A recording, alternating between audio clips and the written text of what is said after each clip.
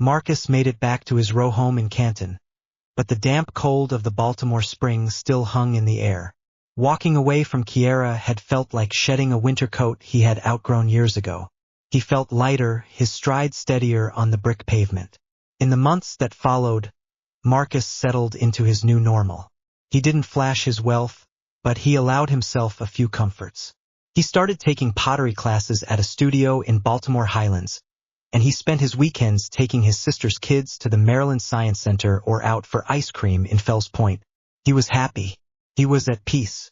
Then, on a warm evening in late June, he met Lisa. It happened at a gallery opening near Mt. Vernon. Marcus had gone to support a local neighborhood artist he'd met through his pottery class.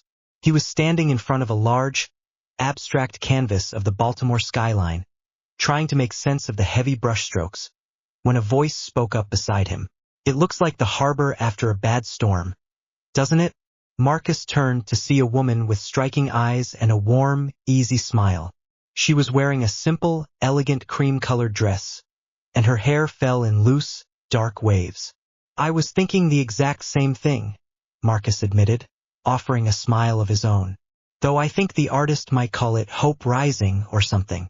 Her laugh was soft and genuine. "I'm Lisa," she said, extending a hand. "Marcus." They ended up talking for hours, eventually leaving the gallery to grab tacos at a quiet spot down the street. Lisa was captivating. She was articulate, cultured, and seemed genuinely fascinated by Marcus's life. Unlike Kiera, she didn't ask what kind of car he drove or where he lived. When he told her he dispatched trucks at the port, she didn't look down her nose at him.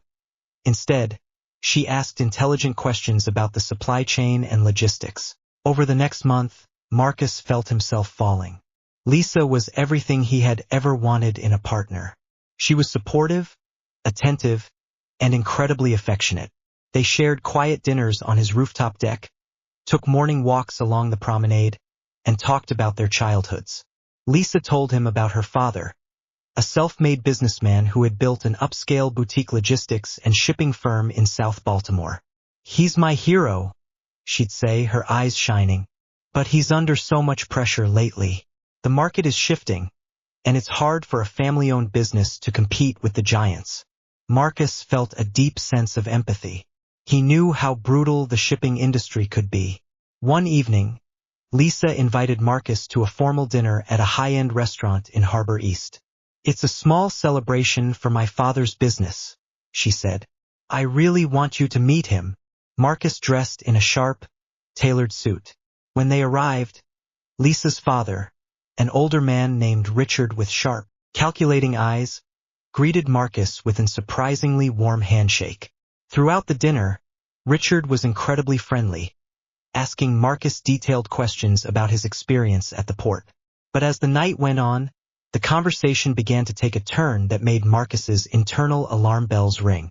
"Lisa tells me you've done incredibly well for yourself recently, Marcus," Richard said, swirling his whiskey.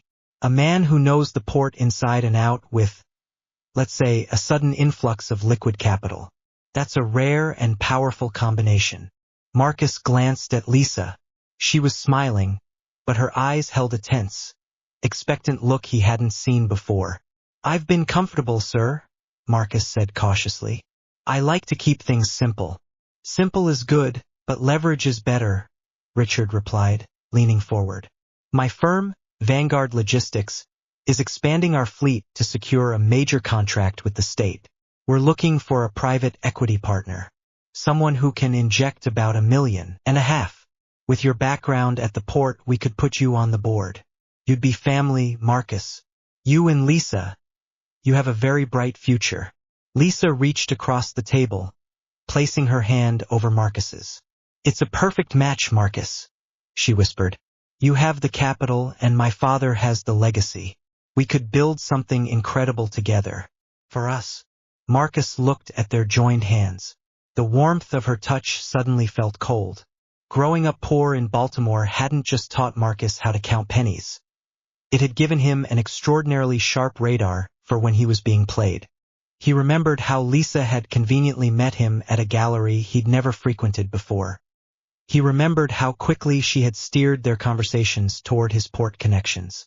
And now, the sudden, aggressive pitch for a massive financial investment disguised as a step toward family.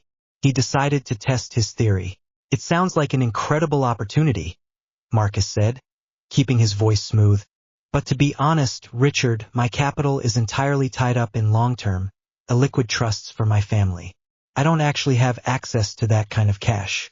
I'm living off my dispatcher salary and a very modest monthly dividend. I'd love to help, but financially, I'm just a regular working guy. The shift in the room was instantaneous. Richard's warm smile stiffened, then slowly faded. He set his glass down with a heavy thud. I see. Well, that's unfortunate. I was under the impression you had significant liquidity. Marcus turned his gaze to Lisa.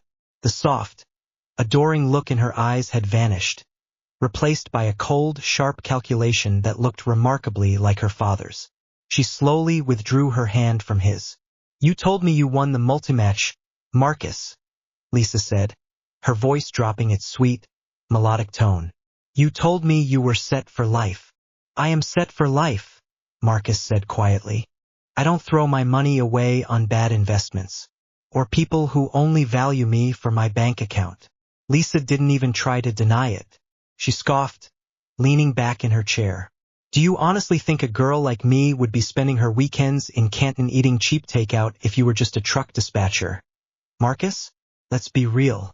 We're trying to save a legacy here. If you can't contribute, then what are we even doing?